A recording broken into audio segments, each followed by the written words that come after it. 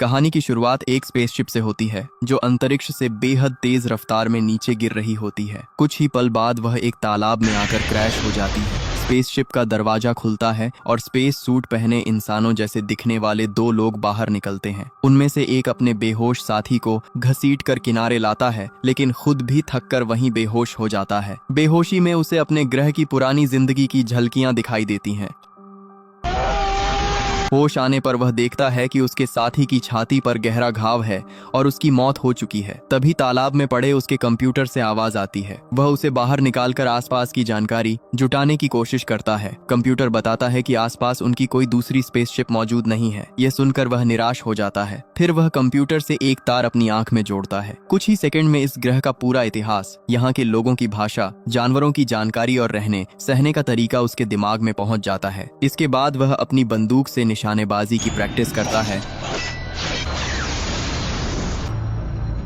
और शाम होने पर अपने मरे हुए साथी को दफना देता है। अब उसका सिर्फ एक ही मकसद था, इस अनजान और खतरनाक जंगल से जिंदा निकलकर किसी तरह अपने ग्रह वापस पहुंचना। काफी देर तक जंगल में भटकने के बाद उसे एक विशाल व्हेल की लाश दिखाई देती है। उसे तुरंत समझ आ जाता है कि इतना बड़ा शिकार किसी इंसान का काम नहीं हो सकता। आगे बढ़ते हुए वह एक गाँव पहुँचता है, लेकिन वहाँ चारों तरफ तबाही फैली होती है। पूरा गाँव उजड़ा पड़ा था और ऐसा लग रहा था जैसे किसी भयानक दानव ने हमला किया हो। तभी उसे एहसास होता है कि कोई उसका पीछा कर रहा है। वह भागने लगता है, लेकिन जल्द ही एक घुड़सवार उसे पकड़कर बेहोश कर देता है। संघर्ष के दौरान उसकी बंदूक नदी में गिर जाती है। होश आने पर वह खुद को वाइकिंग्स के गांव में कैद पाता है। यह गांव चारों ओर से ऊंची लकड़ी की दीवारों से घिरा था। वहीं दूसरी तरफ गांव के राजा रोथगर अपनी बेटी फ्रेया को तलवारबाजी की ट्रेनिंग दे रहे थे। अभ्यास के दौरान फ्रेया साफ कह देती है कि वह किसी भी हाल में वुल्फ्रिक से शादी नहीं करेगी। तभी गलती से उसके कंधे पर चोट लग जाती है और राजा खुद उसकी मरहम पट्टी करते हैं। उसी समय वुल्फ्रिक वहां पहुंचकर खबर देता है कि पास का पूरा गांव बुरी तरह तबाह हो चुका है। हर तरफ खून फैला है, लेकिन हैरानी की बात यह है कि वहां एक भी लाश नहीं मिली। साथ ही उनके सैनिकों ने एक अजनबी आदमी को भी पकड़ लिया है जो इस इलाके का नहीं लगता।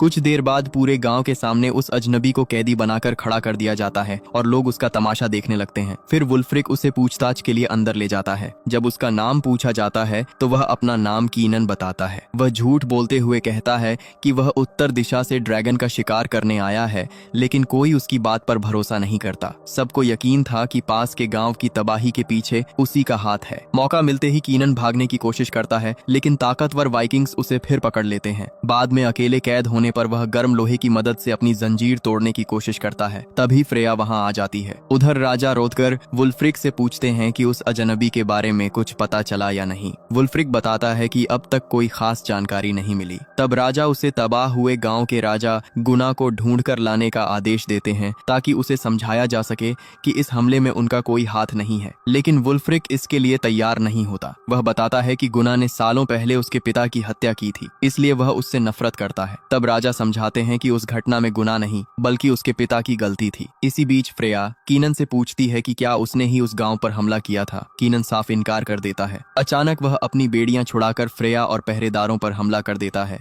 उन्हें हराकर वहां से भाग निकलता है। कीनन आधी रात को जंगल के रास्ते भाग रहा था। तभी अचानक पूरे गांव में दुश्मन के हमले का शोर मच गया। सभी वाइकिंग योद्धा हथियार लेकर बाहर निकल पड़े। उन्हें लगा कि राजा गुना अपनी सेना के साथ हमला करने आया है, लेकिन जब वे गांव से बाहर पहुंचे तो वहां कोई दुश्मन नहीं था। अचानक गांव के अंदर से लोगों की दर्दनाक चीखें सुनाई देने लगी। सब वापस दौड़े और देखा कि कोई अदृश्य बेहद खूंखार जीव लोगों को बेरहमी से मार रहा है। तभी कीनन भी वहां पहुंच गया। उसने उस दानव को देखते ही चिल्लाकर उसका नाम लिया, मूरवेन। तभी खुलासा होता है कि कीनन धरती पर इसी जानलेवा प्राणी का शिकार करने आया था। कीनन उस पर हमला करने ही वाला था कि वाइकिंग सैनिकों ने उसे फिर पकड़ लिया। उन्होंने उसे एक विशाल पत्थर से बांध दिया। उसी दौरान कीनन को अपने ग्रह की याद आने लगी, जब मूरवेन्स की सेना ने उसके लोगों पर हमला कर दिया था और वह अपने परिवार व साथियों को बचा नहीं पाया था। अगली सुबह एक गरीब अनाथ बच्चा कीनन को अपनी बची हुई ब्रेड का छोटा सा टुकड़ा देता है। दूसरी ओर गाँव वाले रात के हमले की गुत्थी सुलझाने में लगे थे। तभी कीनन को राजा रोथगर के सामने लाया जाता है। राजा उससे उस रहस्यमयी दानव के बारे में पूछते हैं। कीनन बताता है कि उस प्राणी का नाम मूरवेन है। उसने पहले उसके ग्रह को तबाह किया था और अब धरती पर भी वही विनाश फैला रहा है। वह अपने शिकार को नीली रोशनी से आकर्षित करता है और फिर बेरहमी से मार डालता है। सबसे खतरनाक बात यह थी कि मूरवेन अपनी मौजूदगी छिपा सकता था। वह कीनन की स्पेसशिप में छिपकर ही धरती तक पहुंचा था। यह सच सुनते ही गांव वाले गुस्से से भर उठते हैं। उन्हें लगता है कि इस पूरी मुसीबत की वजह कीनन ही है, इसीलिए वे उसे फांसी देने की मांग करने लगते हैं। लेकिन राजा किसी तरह भीड़ को शांत कर देते हैं। कीनन समझ जाता है कि वाइकिंग योद्धा मूरवेन का शिकार करने जरूर निकलेंगे, इसलिए वह राजा से उनके साथ जाने की इजाजत मांगता है। राजा उसकी बात मान लेते हैं। जैसे ही वे बाहर निकलते हैं, फ्रेया कीनन को जोरदार मुक्का मारती है और पिछली रात का हिसाब बराबर कर देती है। इसके बाद राजा, वुल्फ्रिक, फ्रेया और बाकी योद्धाओं के साथ कीनन भी जंगल की ओर निकल पड़ता है। रास्ते में राजा उससे कहते हैं कि अगर मूरवेन को अभी नहीं रोका गया तो इस धरती का भी वही हाल होगा जो उसके ग्रह का हुआ था। थोड़ी दूर जाकर वुल्फ्रिक कई ताजा लाशें मिलने की खबर देता है। वह सुझाव देता है कि सभी लोग छोटे छोटे दलों में बंटकर अलग अलग दिशाओं में खोज करें, लेकिन कीनन उन्हें चेतावनी देता है कि ऐसा करना बेहद खतरनाक होगा। उसकी सलाह थी कि सब साथ रहें। फिर भी राजा दो लोगों की टुकड़ियां बनाकर आगे बढ़ने का आदेश देते हैं। इसी दौरान राजा और उनके सेनापति बोरोमीर के सामने अचानक ऊपर से एक घोड़े का कटा हुआ सिर आ गिरता है। दूसरी ओर कुछ सैनिकों को एक गुफा के बाहर सड़ी गली लाशें दिखाई देती हैं। तभी गुफा के भीतर से किसी की दर्दनाक चीख सुनाई देती है। पूरी सेना तुरंत गुफा में घुसती है, जहाँ उनका सामना एक विशाल खूंखार भालू से होता है। गुफा लाशों से भरी पड़ी थी। सभी को लगता है कि इन्हीं हत्याओं के पीछे इसी भालू का हाथ है। वाइकिंग योद्धा उस पर टूट पड़ते हैं और आखिर में कीनन अपनी तलवार से उसका अंत कर देता है। कीनन की बहादुरी देखकर राजा उसकी कैद खत्म कर देते हैं। शाम होते ही पूरे गांव में जश्न मनाया जाता है। कीनन पहली बार आम गांव वालों की तरह कपड़े पहनकर उत्सव में शामिल होता है। अब लोग उसे शक की नजर से नहीं बल्कि एक योद्धा की तरह देखने लगे थे। राजा उसे अपने साथ बैठाकर भोजन कराते हैं। उसी दौरान वही गरीब बच्चा फिर उसके पास आता है जिसने उसे ब्रेड दी थी। कीनन उसका एहसान चुकाने के लिए अपनी तलवार उसे भेंट कर देता है। बच्चा अपना नाम एरिक बताता है और कहता है कि उसके माता पिता युद्ध में मारे गए थे। तभी से पूरा गांव मिलकर उसकी देखभाल करता है। कुछ देर बाद वुल्फ्रिक खेल में कीनन को चुनौती देता है। दोनों ढालों के ऊपर संतुलन बनाकर आगे बढ़ने का खेल खेलते हैं। कीनन कई बार फिसल जाता है, लेकिन वुल्फ्रिक उसका मजाक उड़ाने के बजाय हर बार हाथ बढ़ाकर उसे उठाता है। यहीं से दोनों के बीच दुश्मनी की जगह सम्मान पैदा होने लगता है। जश्न खत्म होने के बाद कीनन बाहर निकलता है, जहां फ्रेया उसका इंतजार कर रही होती है। वह अपने पिता की जान बचाने के लिए उसका धन्यवाद करती है, लेकिन कीनन कहता है कि असली खतरा अभी खत्म नहीं हुआ। भालू नहीं बल्कि मूरवेन जिंदा है और वह किसी भी वक्त फिर हमला कर सकता है। कीनन की बात पूरी भी नहीं हुई थी कि अचानक पूरे गांव में खतरे का शोर गूंज उठा। देखते ही देखते राजा गुना अपनी सेना के साथ गांव पर टूट पड़ा। दोनों ओर से तलवारें टकराने लगीं और भयंकर युद्ध छिड़ गया। कीनन और फ्रेया भी मैदान में उतर गए और कई का आंती हाने की दुश्मनों को ढेर कर दिया। इधर गुना ने राजा रोथगर को घेर लिया था और अंतिम वार करने ही वाला था कि तभी कीनन बीच में कूद पड़ा और उनकी जान बचा ली। अब कीनन और गुना आमने सामने थे, लेकिन गुना के सैनिक उसे जबरदस्ती पीछे ले गए। उन्हें पता था कि कीनन से भिड़ना मौत को बुलाना होगा। जाते जाते गुना ने अपने गांव की तबाही का इल्जाम रोथगर पर लगाया और बदला लेने की कसम खाकर लौट गया। युद्ध खत्म होने के बाद फ्रेया ने कीनन को दोनों गांवों की दुश्मनी की असली वजह बताई। कई साल पहले वुल्फ्रिक के पिता ने आसपास के सभी गांवों को साथ लेकर फ्रांस पर हमला करने की योजना बनाई थी, लेकिन गुना समय पर नहीं पहुंच पाया। सभी ने इसे धोखा समझ लिया, जिसके बाद से दोनों गांव एक दूसरे के कट्टर दुश्मन बन गए।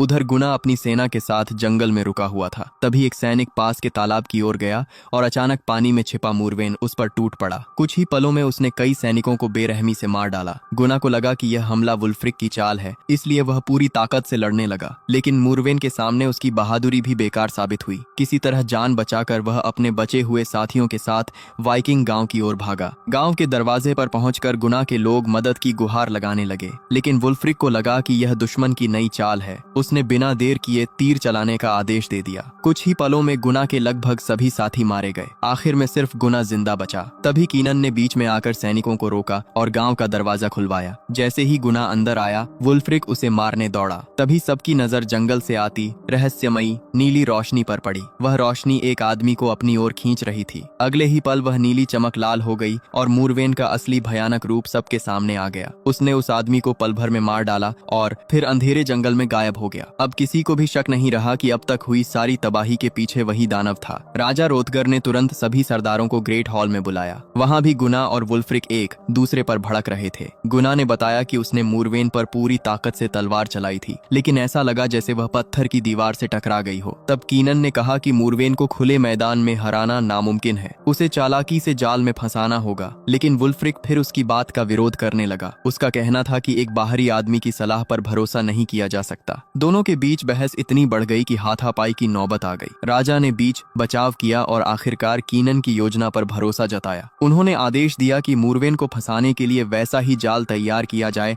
जैसा कीनन चाहता है। अगले दिन पूरे गांव ने मिलकर विशाल गड्ढा खोदा। उसे ऊपर से इस तरह ढका गया कि वह साधारण झोपड़ी जैसा दिखाई दे। फिर उसके भीतर नुकीले खंभे गाड़े गए और चारों ओर तेल भर दिया गया। कीनन की योजना थी कि मूरवेन को इसी गड्ढे में गिराकर आग के हवाले कर दिया जाए। काम पूरा होने पर राजा ने सबके सामने कीनन को अपना योद्धा घोषित कर दिया। अब वह कैदी नहीं बल्कि गांव का सम्मानित सदस्य बन चुका था। उधर पिछली रात मूरवेन के हमले में घायल बचा एक सैनिक होश में आया। उसने चारों ओर लाशों का ढेर देखा, लेकिन कुछ समझ पाता उससे पहले मूरवेन फिर वहां पहुंचा और उसे भी बेरहमी से मार डाला। इसी बीच कीनन और फ्रेया उसकी झोपड़ी में बैठे थे। पहली बार कीनन ने अपना पूरा सच बताया। उसने कहा कि उसके ग्रह के लोग पूरे ब्रह्मांड पर राज करना चाहते थे। उन्होंने मूरवेन्स के ग्रह पर हमला किया, भीषण बमबारी करके उनकी लगभग पूरी प्रजाति का सफाया कर दिया और बचे हुए मूरवेन्स का शिकार शुरू कर दिया। कीनन भी उसी सेना का हिस्सा था। इस मिशन के बदले उसके परिवार को बेहतर जीवन देने का वादा किया गया था। लेकिन ग्रह पर कब्जा होने के बाद पता चला कि एक मूरवेन अब भी जिंदा है। वही चुपके से उसकी स्पेसशिप में छिप गया और धरती तक पहुंच गया। आज धरती पर जो भी तबाही मची थी उसकी जड़ वही था। यह सच बताते हुए कीनन खुद को इस विनाश का जिम्मेदार मानने लगा। लेकिन फ्रेया ने उसे समझाया कि हर गलती का बोझ अकेले उठाना सही नहीं। फिर उसने अपनी खानदानी तलवार कीनन को सौंपते हुए कहा कि अब इसी तलवार से मूरवेन का अंत करना होगा। उधर गांव वाले अंतिम तैयारी कर चुके थे। आज रात फैसला होना था, या तो मूरवेन मरेगा या फिर पूरा गांव। रात होते ही गांव के विशाल दरवाजे खोल दिए गए। योजना के मुताबिक कीनन और वुल्फ्रिक मशालें लेकर गांव से बाहर निकले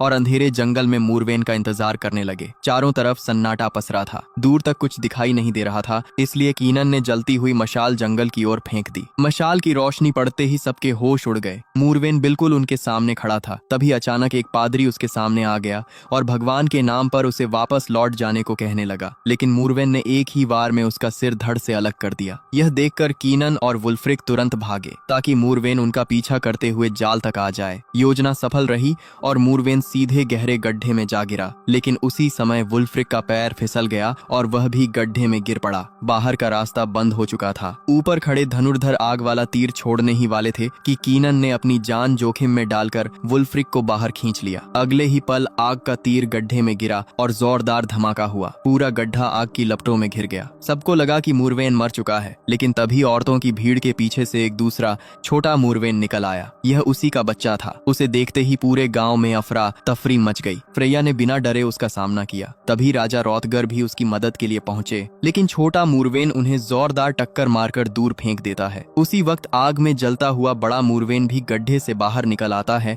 और गुस्से में गांव वालों पर टूट पड़ता है। कीनन और वुल्फ्रिक मिलकर उसे रोकने की कोशिश करते हैं, लेकिन उसकी ताकत के आगे टिक नहीं पाते।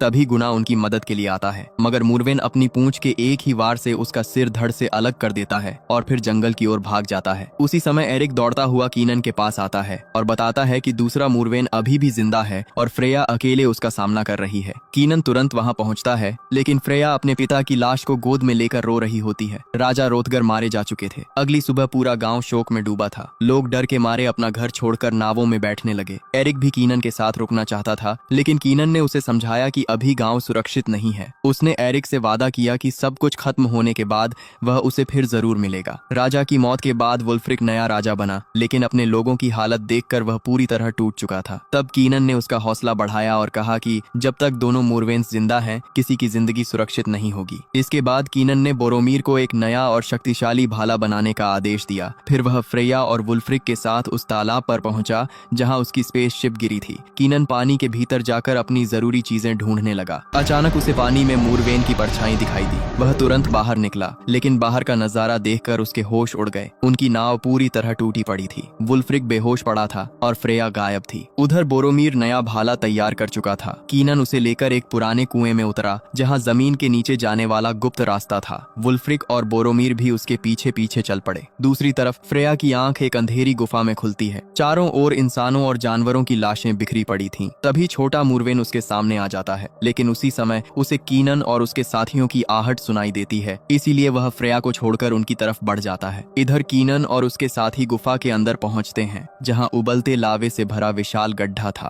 तभी दोनों मूरवेन्स उन पर हमला कर देते हैं। जान की बाजी लगाकर वे मुकाबला करते हैं और आखिरकार छोटे मूरवेन को मार गिराते हैं, लेकिन इस लड़ाई में बोरोमीर अपनी जान गंवा देता है। उधर जख्मी छोटा मूरवेन अब देख नहीं सकता था। वह सिर्फ आवाज के सहारे फ्रेया को ढूंढ रहा था। दूसरी तरफ दीवार के पार खड़े कीनन और वुल्फ्रिक उसे लगातार आवाज दे रहे थे। आवाज सुनते ही मूरवेन उसी दिशा में हमला कर देता है। फ्रेया ऐन वक्त पर बच जाती है और दीवार में एक छोटा सा छेद बन जाता है। छेद इतना छोटा था कि कीनन उसके पास नहीं पहुंच सकता था। उसने अपना भाला फ्रेया की ओर बढ़ाया। फ्रेया ने पूरी ताकत से वार किया और आखिरकार छोटे मूरवेन का अंत कर दिया, लेकिन उनकी राहत ज्यादा देर नहीं टिक सकी। तभी बड़ा मूरवेन वहां पहुंचा और अपने मरे हुए बच्चे को देखकर गुस्से से पागल हो गया। उसकी भयानक दहाड़ पूरी गुफा में गूंज उठी। कीनन, फ्रेया और वुल्फ्रिक अपनी जान बचाने के लिए पहाड़ी की ओर भागे। रास्ता बेहद फिसलन भरा था। फ्रेया का पैर फिसल गया, लेकिन कीनन ने समय रहते उसका हाथ पकड़ लिया। तभी बड़ा मूरवेन पीछे से आ पहुंचा और उसने वुल्फ्रिक पर हमला कर दिया। फिर उसे उठाकर कीनन की तरफ फेंक दिया। इसके बाद वह दोबारा गुफा में घुस गया। कीनन तलवार लेकर उसके पीछे दौड़ा